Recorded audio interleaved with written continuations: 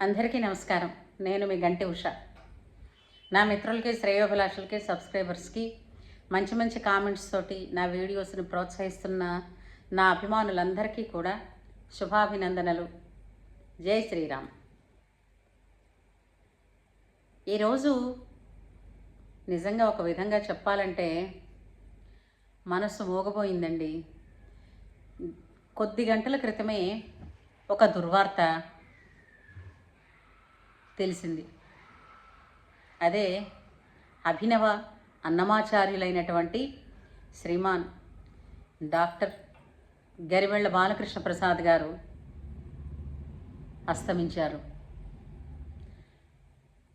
అయితే ఆయన స్వయంగా స్వామి సేవలో ఉండడం కోసమని స్వామి తీసుకుని వెళ్ళి ఉంటారని సర్దు పెట్టుకోవలసినటువంటి సమయం. సంగీతాభిమానులకు అందరికీ కూడా అన్నమయ్య పదాలు, అన్నమయ్య సంకీర్తనలు అంటే ఎంతో ప్రాణం. ప్రతి శాస్త్రీయ సంగీతం కానీ, లలిత సంగీతం కానీ, జానపద సంగీతం కానీ నేర్చుకున్న ప్రతి ఒక్క విద్యార్థికి కూడా అన్నమాచార్య సంకీర్తన తెలియకుండా ఉండదు, నేర్పని గురువు ఉండరు కదా. ఎంతోమంది ఆయన దగ్గర వేలాదిగా శిష్యులు నేర్చుకున్నారు. ఆయన పాటలని మనం రేడియోల్లో కానీ, సీడీల రూపంలో కానీ, లేదా MP3ల రూపంలో కానీ విని పరోక్షంగా మనం కూడా నేర్చుకున్నాం. మనం కూడా శిష్యులమే ఆయనకి. ఎందుకంటే వారి నోట్లోంచి వచ్చిన, వారి గళంలోంచి బయటకు వచ్చినటువంటి ఆ అమృత గంగని సేవించి అది నేర్చుకుని తరించిపోయాం. స్వామికి ఎంత ఇష్టమయ్యాయో కానీ అతనిని ఆస్థాన విద్వాంసుడిగా 1978 నుంచి 2006 వరకు అట్టిపెట్టుకున్నారు ఆయన దగ్గరే. ఆయన జీవితం స్వామి సేవలో పండిపోయిందండి. ఇప్పుడు మనందరం కూడా అనుకుంటాం, ఒక గుడికి వెళ్ళాము అని అంటే దక్షిణ సమర్పించండి అని అంటూ ఉంటారు. దక్షిణ ఏమిటి వేస్తారు? చాలామంది తెలిసినదే, దక్షిణ కింద ధనాన్ని వేస్తూ ఉంటారు. కానీ నాకు మా గురువుగారు చెప్పారు, దక్షిణ అంటే ఏమిటో తెలిసినా అమ్మా, మీకు భగవంతుడు ఇచ్చిన విభూతి ఏదైతే ఉందో దానిని వారి దగ్గర ప్రదర్శించడం. అంటే ఏంటి? ఒక గాయకుడు కానీ, అంటే ఒక సంగీతం నేర్చుకున్న వాళ్ళు కానీ, ఒక నృత్యం నేర్చుకున్న వాళ్ళు కానీ ఆలయాన్ని దర్శించినప్పుడు భగవంతుడే ఇచ్చాడుగా ఆ గళం, ఆ సంగీత స్వరజ్ఞానం, అది ఒక పాట రూపంలో వారికి ఇచ్చినది నిజమైనటువంటి దక్షిణ అని మా గురువుగారు చెప్తూ ఉండేవారు. అతని దర్శనానికి ఎప్పుడు పీఠానికి వెళ్ళినా కూడా ఆయన, ఏదమ్మా నా కానుక నా కట్నం నాకు ఇచ్చేయి అని అడుగుతూ ఉండేవారు. అంటే ఆయన కట్నం అంటే వేరే ఏమీ లేదు, ఒక పాట పాడి వినిపించడం అనమాట. అలాగా అన్నమాచార్య కీర్తనలని నేర్చుకొని వాళ్ళంటూ ఉన్నారు అని అంటే వాళ్ళు నిజంగా వాళ్ళు నేర్చుకొని వాళ్ళు సంగీతంలో ఉన్నామంటే నిజంగా వాళ్ళు సంగీతం నేర్చుకున్నట్టే కాదు కదా.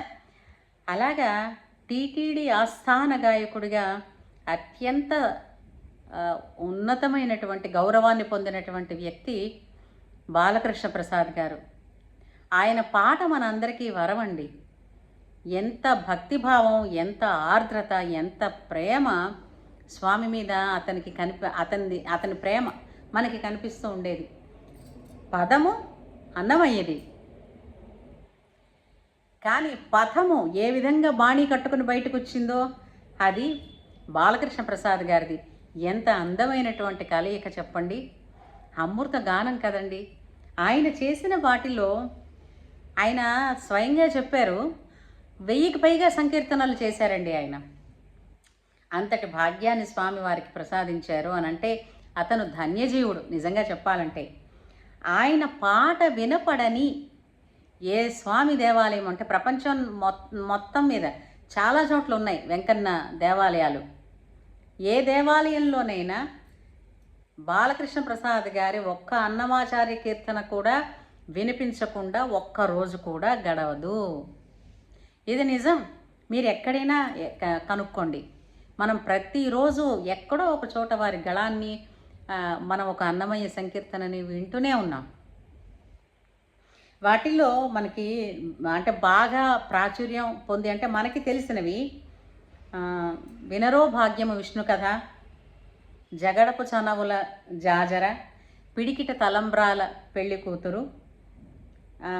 ఆయన కర్ణాటక సంగీతమే కాదు, లలిత సంగీతంలోను జానపద సంగీతంలోను కూడా పాడారు కదా. అంగరంగ వైభవాల ఆనంద రూపుడవు. తర్వాత ఇన్ని మంత్రములు ఇందే ఆవహించెను అని ఒకటి, నారాయణ నీ నామమే గతి ఇక. ఇలాంటివి ఒకటా రెండా అండి. అందులో మొట్టమొదట నాకు నేర్పింది ఏంటంటే, అంగరంగ వైభవాల ఆనందరూపుడవు బంగారు శ్రీనివాస మమ్మేలరా బంగారు శ్రీనివాస. నిజంగా ఆ పాట ఎంత మాధుర్యమైనదంటే వెంట పెడుతూనే ఉంటుంది అది మన్ని. అలాగే ఆయన పాడిన ఆయన చేసిన సంకీర్తనల్లో అంతయు నీవే హరిపుండరీకాక్ష, తర్వాత ఇతడొక్కడే సర్వేశ్వరుడు, నగవులు నిజమని నమ్మేదా, వేదములే నీ నివాసమట విమల నారసింహ, ఇలాంటి కీర్తనలు 1000కి పైగా ఆయన చేసిన ఆయన గళం ఎంతటి పుణ్యం చేసుకుందో కదా. మనకి ఒక కృష్ణ శతకంలో కూడా ఉంది, హరియను 2 అక్షరములు హరించును పాతకములు అంబుజనాభ, హరి నీ నామ మహత్యము హరిహరి పొగడంగ వశమే హరి శ్రీకృష్ణ. అలాంటిది ఆయన జీవితం అంతా ధన్యమైపోయింది కదండి హరినామస్మరణలోని. ఇంకా అక్కడ నుంచి నీ పాటలు ఎంతకని వినమన్నావు, నువ్వు నా సముఖంలో పాడదుగానివిరా అని చెప్పి స్వామి అతన్ని తీసుకుని వెళ్ళిపోయారనే అనుకోవాలండి. ఎందుకంటే అటువంటి మహాత్ముల తాలూకు వియోగం మనందరికీ కూడా చాలా బాధాకరం, తీరని లోటు అండి, తీరని లోటు. కాకపోతే వారు పాడిన పాటలు ఎప్పటికీ వారిని అజరామరులుగానే చేస్తాయి.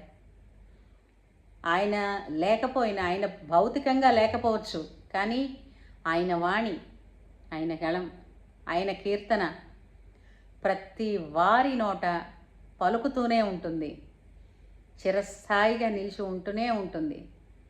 ఎంతటి స్థిరమైనటువంటి ముద్ర ఈ భూమి మీద ఆయన వేశారో చూడండి.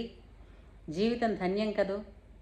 ఎవరైనా సరే పట్టుకు వెళ్ళేది ఏమీ లేదు, తెచ్చింది అంతకన్నా ఏం లేదు. కానీ ఆయన స్వామి విభూతితో వచ్చారు, ఆ విభూతిని ఆయనకి దక్షిణగా సమర్పించుకుని ఆయనలో ఐక్యమైపోయారు. ఎంత అద్భుతమైన జీవితం కదండి. అందరూ కూడా మన అశ్రు నివాళి ఆయనకి మనం సమర్పించగలిగేది భక్తితో కూడినటువంటి అశ్రు నివాళి ఒక్కటే మనం సమర్పించగలిగేది. వారి కీర్తనలని మనం నేర్చుకుంటూ ఉంటే వారి శిష్యరికం మనం చేస్తూ ఉన్నట్టే ఉంటుంది ఎప్పటికీ కూడా. మీరు మీ కృతజ్ఞతని సంగీత ప్రియులైతే మీకు తెలిసిన ఒక్కొక్క అన్నమయ్య కీర్తన పేరుతో కామెంట్ సెక్షన్లో పెట్టండి. మీ లైక్లే స్వామికి ఇచ్చే, అంటే మనమందరం కూడా ఆయనకి ఆత్మ సంతృప్తి కలగాలని కోరుకునే విధానమే ఈ వీడియోకి లైక్ చేయడం. మీరందరూ చేస్తారని నాకు తెలుసు. అందరూ కూడా ఎవరిళ్లల్లోనైనా వాళ్ళు ఎక్కడికో బయటకు వెళ్ళక్కర్లేదు, వారు పాడిన ఒక్క సంకీర్తనని మనస్ఫూర్తిగా ప్రశాంతంగా ఒక చోట కూర్చుని ఒక 5-6 నిమిషాల పాటు ఆ పాటని మనం వల్లె వేసుకోగలిగితే అతని పట్ల మనం శ్రద్ధాంజలి ఘటించినట్లేనని నా భావన. మీరేమంటారు? మీరు సంగీత ప్రియులే కాబట్టి అవుననే అంటారు కదా. ఉంటాను మరి. జై శ్రీరామ్.